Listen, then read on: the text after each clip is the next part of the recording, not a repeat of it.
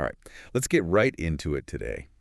We're doing a deep dive on something I think a lot of us are interested in as we get a little older. Yeah, Keeping that metabolism going strong. for sure. I've got all your research here, and the good news is it looks like no crazy fad diets. Just, Oh, you know, real lifestyle stuff. real changes we can actually make. Yeah, yeah, sustainable stuff. Things you can do forever, not just Not some a crazy... 3-day cleanse or whatever. Exactly, yeah. What I like about all this stuff is that it really is a holistic approach. It's more about creating good habits that stick with you for the long term instead of just, like you said, like a quick fix. Totally. And one of the things that they talk about right away is hydration. I feel like we hear this all the time, but these sources really emphasize drinking enough water. Right. And there's a good reason for that. Yeah. Your body's kind of like a complicated machine, and it needs water to function properly. For sure. When you get dehydrated, it's like throwing a wrench in the gears, and it slows down all sorts of processes, Yeah. including your metabolism. Yeah, like it just can't work as well. Exactly. If it's not...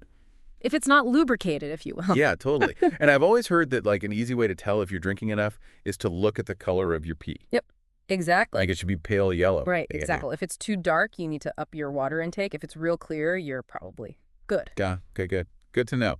So, moving on from the basics, another thing that these sources really hammer on is protein.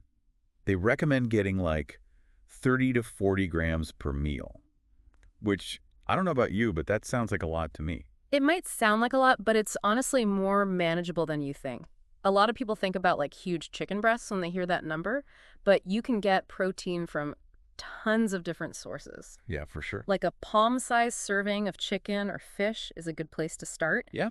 A cup of Greek yogurt. Okay. Even a lentil soup, like a hearty lentil soup, can get you a lot of the way there. Interesting. Okay, so it doesn't have to be like Yeah, you don't have to eat chicken. a steak at every meal. At every meal, exactly. Yeah, okay. And the key is to kind of spread it out throughout the day. Gotcha. And in addition to helping with metabolism, the research also mentions that protein keeps you feeling full, which seems like it could be helpful for avoiding snacks and stuff like that. Yeah, it definitely can. Protein helps regulate your blood sugar levels, which helps prevent those energy crashes that make you want to reach for a sugary snack. Right. Okay. And of course, protein is essential for, building and repairing muscle tissue. Absolutely. So crucial for recovery. So it's kind of a win-win. Yeah, really is. Okay. So moving on to the next thing, the research also delves into food choices. It's not about like completely restricting yourself or anything like that. Yeah. But the sources emphasize something called nutrient density, which honestly, that sounds kind of technical to me. Yeah, it's a bit of a sciencey term, but it's a really important concept. Basically, it means getting the most nutritional value out of the calories you consume. Okay, can you give an example of that? Totally. Think of two snacks that have the same calorie count, Okay. like a small bag of chips and a handful of almonds with a small apple. Okay. The chips might give you some quick energy, but the almonds and the apple are going to provide you with protein, fiber, healthy fats, vitamins, and minerals. Okay. That's nutrient density. You're getting a lot more nutritional bang for your buck, so to speak, Yeah. and that's really helpful for overall health and, in turn, supporting your metabolism. So basically, it's about choosing foods that are going to give you the most nutrients without overloading on calories. Exactly. Okay, cool. And how about exercise? I noticed the sources seem to really advocate for full body workouts as opposed to the more traditional like chest day, leg day kind of split routine. Why the shift? Full body workouts are just more efficient. You're hitting all the major muscle groups in one session, which really boosts your calorie burn during the workout Right, yeah. and keeps your metabolism elevated. So you're saving time and getting more out of it. And they also talk a lot about lifting heavy. Now, I have to admit that phrase can sound a little intimidating, especially if you're not like a gym rat. I get it. It's all relative to your own strength and fitness level. Okay. Lifting heavy means challenging yourself within a safe range of motion, focusing on good form and gradually increasing weight over time. Gotcha. So you don't have to go crazy right away. No, not at all. It's important to listen to your body and not push yourself too hard too fast.